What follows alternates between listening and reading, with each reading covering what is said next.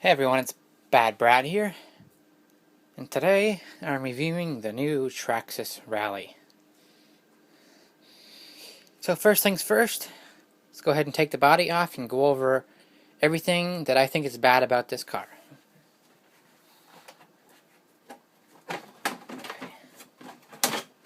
First thing that's bad is this roof here is like paper thin. Now I have abused this body quite a bit, and I've already worn through the wheel wells, which is to be expected if you bash quite a bit, so no big deal there. I do have some cracking already here in the front, but that's to be expected as well. I mean, I've bashed this thing into some dirt piles and nosedived in the ground lots of times, so no issue there really. Other than that, I really like the body, and I also like that the wing mount is basically double thickness for the holes here, because you have the wing and then the Lexan shell underneath there for your body post to sit on. So let's get that out of the way here. Okay. The first thing I don't like is the battery tray design. Now, compared to the Stampede 4x4 and the Slash 4x4, they removed the body clip post design. They still have a similar mounting plate. So here's why I don't like it. Here we have a Traxxas 3S pack from the X01. Now this pack actually fits in pretty much perfect. It is a little bit tight. So I'll just go ahead and demonstrate this going in. So as you can see, that was pretty quick, right? So let's go ahead and take this off here. Now next up is people with hardwired packs coming out the top. Here's why this is problematic. As you can see, this pack fits loosely laterally, but here's where the problem comes in. The wires are in the way of these posts here, so you can make this work, but you have to spread the wires out and you have to move the battery pack forwards. And as you can see, that works, but now you have the wires spread apart. So depending on where your wires come out, that could be a little bit more of a problem. And next up, if you flip it this way, 180 degrees, you can no longer easily swing your gate in, so you'd have to go around and then in like that, and then you're sitting on top of your balancing tap. So here comes the next fun one. Hardwired packs, or not hardwired, but bullet connector packs coming vertically out the top. Now this one's actually a little bit better because these ones are more spread apart, so this way it's no problem. But when you go the other way, that's a problem, because you can no longer swing the gate in. You have to remove your balance tap and pull out one of the bananas to swing the gate in to lock it. So there we have that. Could be a problem depending on what packs you have, but again, that's just what I don't like about it. There's not a lot of options to use bigger packs unless you get their optional plates, which I believe are not available yet. But that's not a problem for me, because I have a 3D printer, so I can make whatever I want, which I have done in the past. So next up, this pretty much has all the problems that the Stampede and the Slash 4x4 have. The first and major problem I don't like is the drive shafts. Anybody that's had these know that they wear out quickly, and they also twist. As you can see, there's already a lot of slop in there, and they've already twisted. More so on the right side.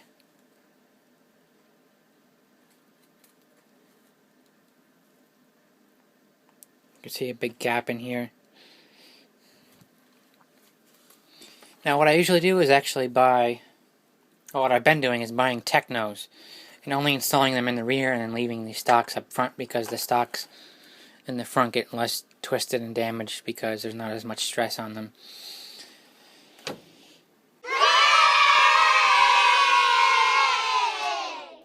And the reason why I like the Technos is because they come with bearings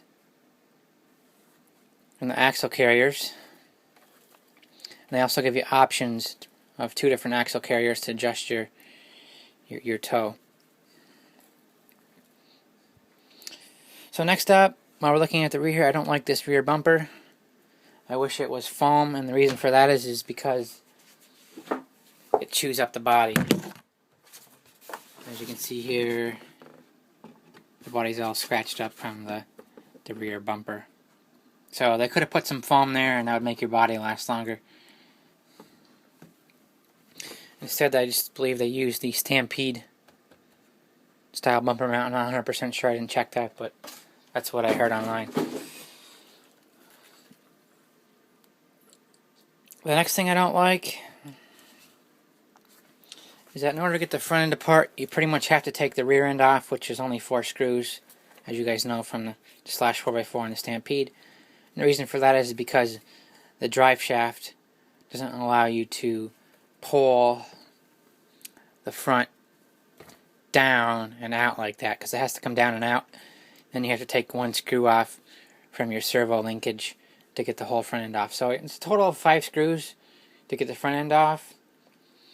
But again, you pretty much have to take the rear end off to get the front end off, which isn't the case with the Stampede 4x4 or the Slash 4x4.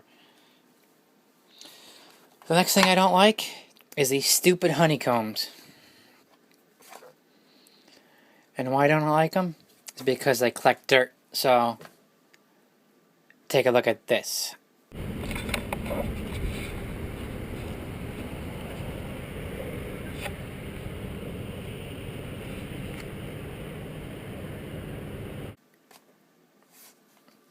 Now this video was shot after that, and I had to tear the whole car apart to get the whole car clean. So I took all the electronics out, and the front end off, the rear end off, and soaked my bearings because they got wet. So I cleaned the bearings and everything. As you can see, this whole inside here is honeycomb right under the drive shaft, which is probably almost a ½ inch deep in some spots, to a 1/4 inch deep over here. And honeycomb is all underneath all these electronics here, including under the receiver box and under the ESC and under the motor. I'm not sure if you can see it there, but there's honeycomb underneath there.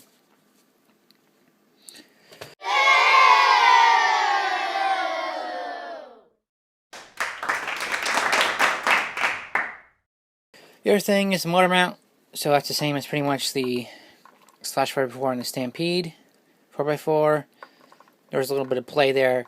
Traxxas could have made a better tolerance in here.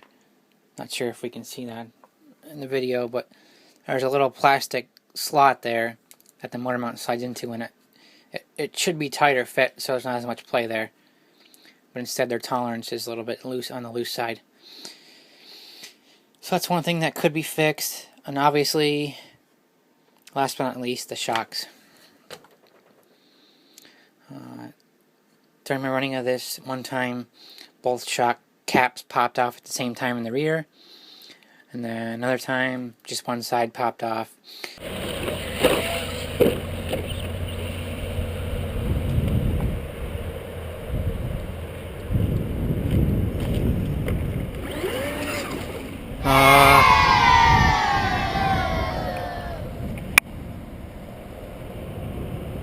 Again.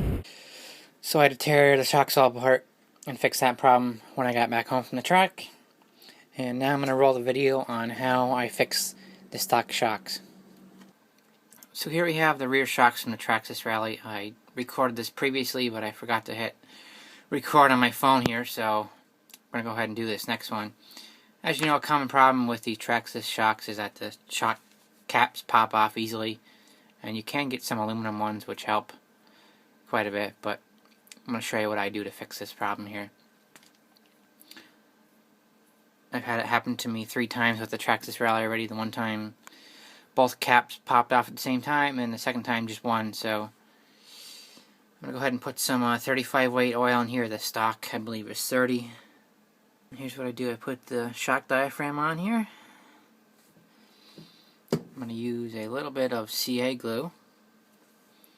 Not a whole lot, just a little bit. Put a little bead there, and then 180 degrees apart we'll put another bead. Okay, that's good. Then you want to have a tool ready, you want to do this quickly. So we're going to go ahead and put the shock cap on.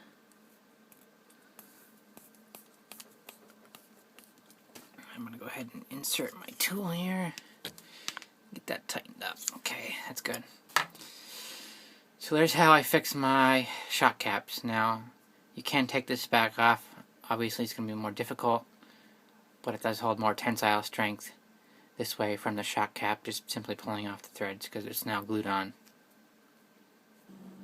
Now of course you could go out and buy $50 or $100 shocks, but this video is how I fix these, and usually that works pretty well. Now onto the positives. This is a really fun car to drive. If you like the Slash 4x4 and the Stampede, you'll like this car. And so now I'm going to roll some footage of why this car is so fun to drive. Now you can only dream of doing this stuff with the Slash 4x4 or the Stampede 4x4. But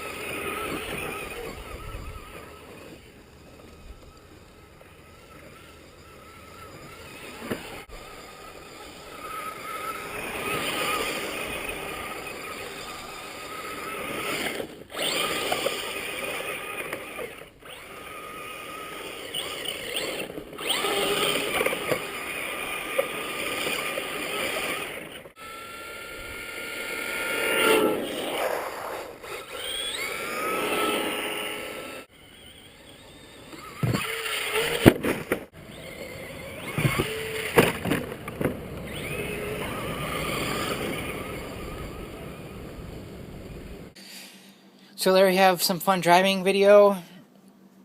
Now, more things I like. I do love these tires. I think they're pretty awesome.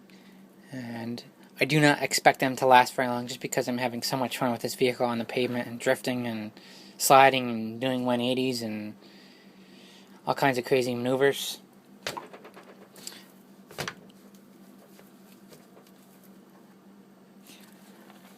Another thing I forgot to mention that I don't like is that this underneath here is open.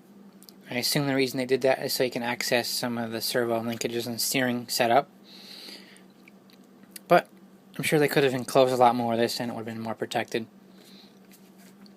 from dirt, and dirt does get collected in there on the servo, which can cause a lot more stress on the servo.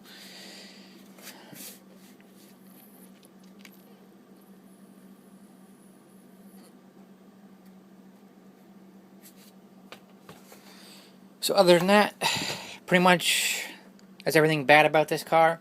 But again, this car is very fun to drive. I do intend on keeping this in my collection for quite a while. And hopefully somebody comes out with some slightly better tires for off-road use and driving in snow and whatnot. Because that'd be a lot of fun. The other downside of this car is that since it's lower to the ground, it doesn't go in tall grass as good, so you can't get yourself hung up. And the other thing is when you're driving on a track or just off-road, the front end does catch stuff, which you can probably fix by raising the front end up or trimming the body slightly.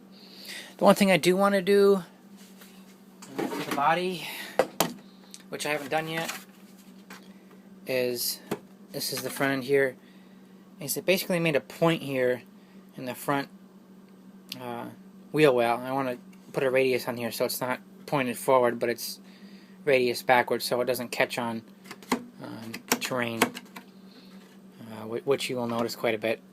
Also, I may flare the rear as well.